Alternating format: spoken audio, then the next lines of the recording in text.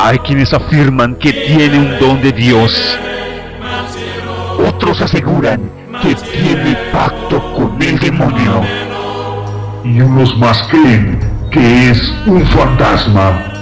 Lo único seguro es que, donde exista alguna evidencia de lo paranormal, él estará ahí. Señoras y señores, a continuación queda con ustedes el periodista e investigador de fenómenos paranormales, Jorge Moreno. Jorge Moreno.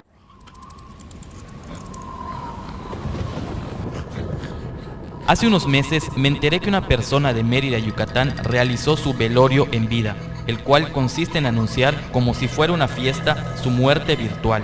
Es decir, organiza un velorio en donde invita a todos sus familiares, amigos y compañeros de trabajo, tal y como si fuera un velorio de verdad, con la única y gran diferencia que el protagonista está vivo.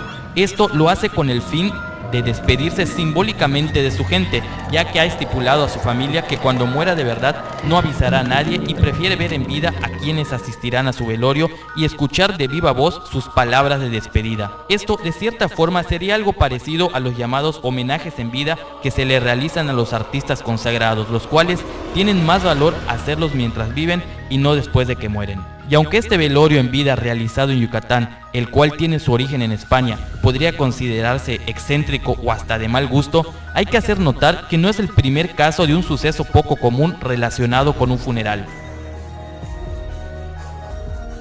Desde el inicio de la humanidad, el hombre le ha temido a la muerte, y este temor se ha puesto de manifiesto en mayor medida durante los velorios y entierros de sus seres queridos, en donde se ven escenas desgarradoras de dolor y frustración. Y aunque no es una regla escrita, este dolor es aún mayor cuando un padre entierra a su propio hijo, cuando se supone que debería ser al revés.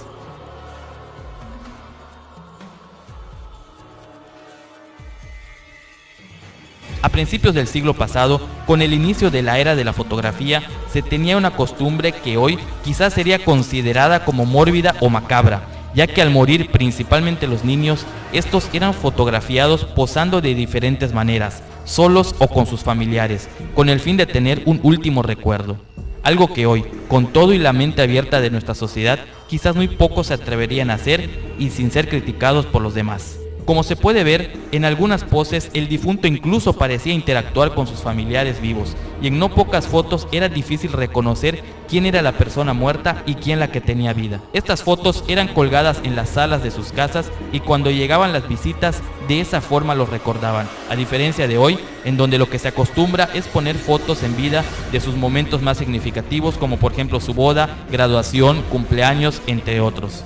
Y por aterrador que pudiera verse, en el siglo pasado incluso habían permisos especiales para que en determinadas condiciones una familia completa sea enterrada en el mismo ataúd. Y también para que los estudios fotográficos pudieran recibir cadáveres en sus instalaciones para hacerles una sesión más profesional.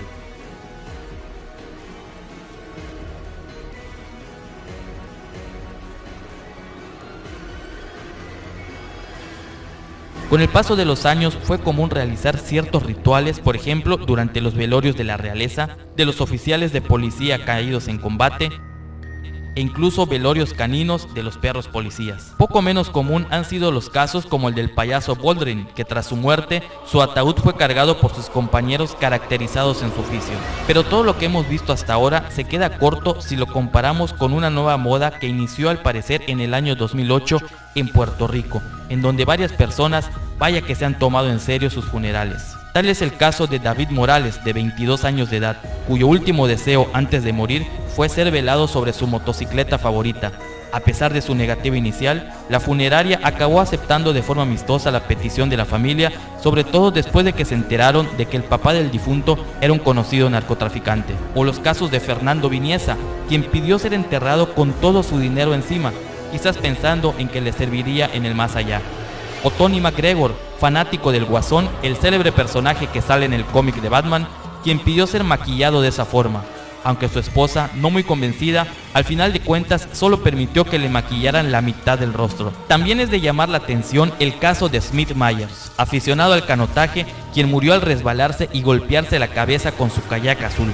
Pero esto no fue motivo de resentimiento y por el contrario, pidió ser velado sobre el mismo bote que le causó la muerte. Otro caso peculiar es el del joven Ángel Pantoja, quien fue asesinado en San Juan, Puerto Rico en el año 2008 y pidió ser enterrado de pie y con su ropa favorita de rapero, ya que prefería ser recordado de pie como los árboles. Por su parte, Paul Benedict pidió como última voluntad que una porrista de los Vaqueros de Dallas animara su funeral, en tanto que el boxeador Christopher Rivera quiso partir al más allá ataviado con la ropa del deporte que practicó en vida, en guardia y sobre el ring. También está el caso de Edgardo Velázquez, quien era dueño de una empresa de radioemergencias y pidió ser velado en el interior de una de sus ambulancias simulando que la manejaba. Y por último, el caso de Roxana Varillo, quien le tenía tanto terror a la muerte que pidió que junto a su féretro también enterraran sus objetos de uso cotidiano, como su televisor, su peinador, su reloj de pared, etc. ¿Y qué les parece este sepelio que ocurrió hace algunos meses en Ecuador, en donde los amigos, los familiares, incluso bailan con el difunto a través del ataúd? Como hemos podido ver, muchas personas son recordadas al momento de morir con lo que los caracterizó en vida. Luego de ver todos estos casos me puse a pensar cómo me gustaría que fuera mi propio funeral. Tomando en cuenta que una de mis grandes pasiones en mi vida ha sido mi colección del Museo Paranormal de Mérida, yo creo que mi funeral sería algo así como esto.